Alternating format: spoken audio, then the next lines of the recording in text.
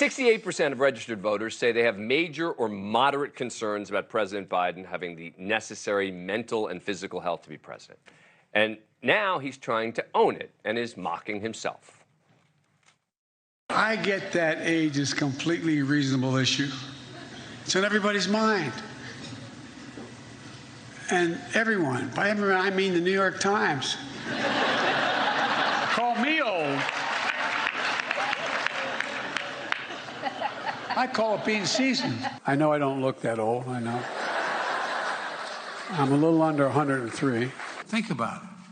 I know I'm 198 years old. I get it. Try being 110 and doing it again.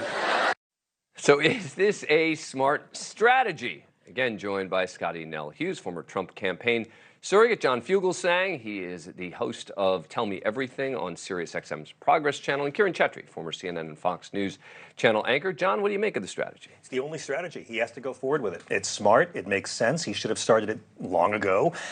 And he's good at it. I was at the Correspondents' Center last year, and as a stand-up, I can tell you I was really impressed at how Biden killed. Also, take your biggest negative and turn it into a positive. Donald Trump is not going to be doing too many jokes about violating the Espionage Act and lying to his followers.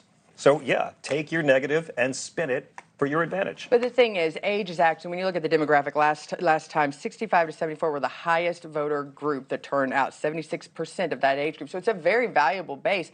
And I don't think if people had a problem with age, then we wouldn't have a bunch of 100-year-old people serving in Congress right now. But ageism, you'll agree, ageism is the one ism that liberals and conservatives both do equally. Absolutely. But it's not just about his age. It's not it's necessarily the gaps that the go number. with it. It's not the number. It is the appearance of frailty and just the... Geraldo is 80, and he takes off his shirt on Twitter to show off his pecs. Exactly. McCartney's 80. Yeah, I'm just saying, I don't think it's the number. I think it is the appearance that he is just infirmed a little bit. And I mean, when you feel sorry for somebody, or I hold my breath every time he's like walking somewhere, hoping that he doesn't fall, that doesn't project strength. I mean, Donald Trump is President Sippy Cup afraid of ramps, and you can either have Biden with his gaffes or Trump with his gaffes and the lies on top of the gaffes. I think I'll take the gaffes. Comparing everything from Biden to Trump, you're going to lose the argument, because guess what? The American people want to move forward. That was always said with Trump. We can't compare Trump to Obama. We can't compare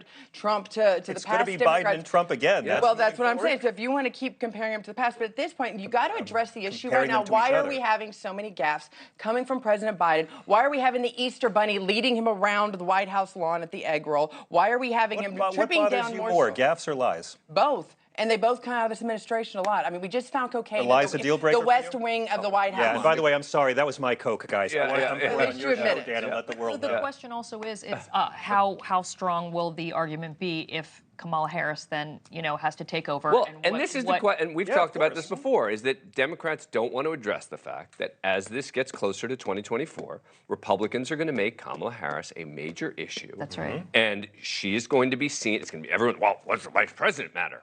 Well, when the president looks like he could keel over at any time, the vice president matters. And that female vice president is going to come out and say, Roe v. Wade, Roe v. Wade, Roe v. Wade. But there's more to this country than the killing of babies. I'm sorry.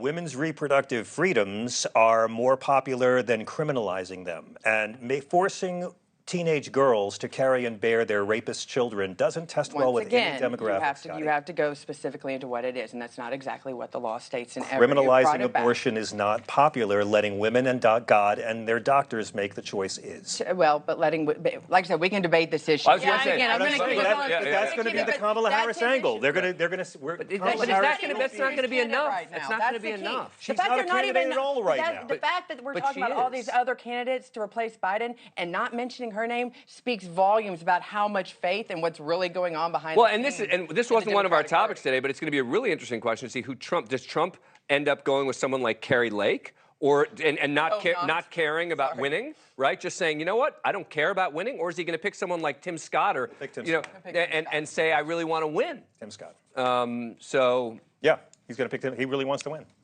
But I think that's also good for the party. I think that's also what's good for the party. Forget the partisan politics that goes into it on the Republican side. Tim Scott brings something, it sort of like better than I think probably Mike Pence did. Brings some Pepto-Bismol.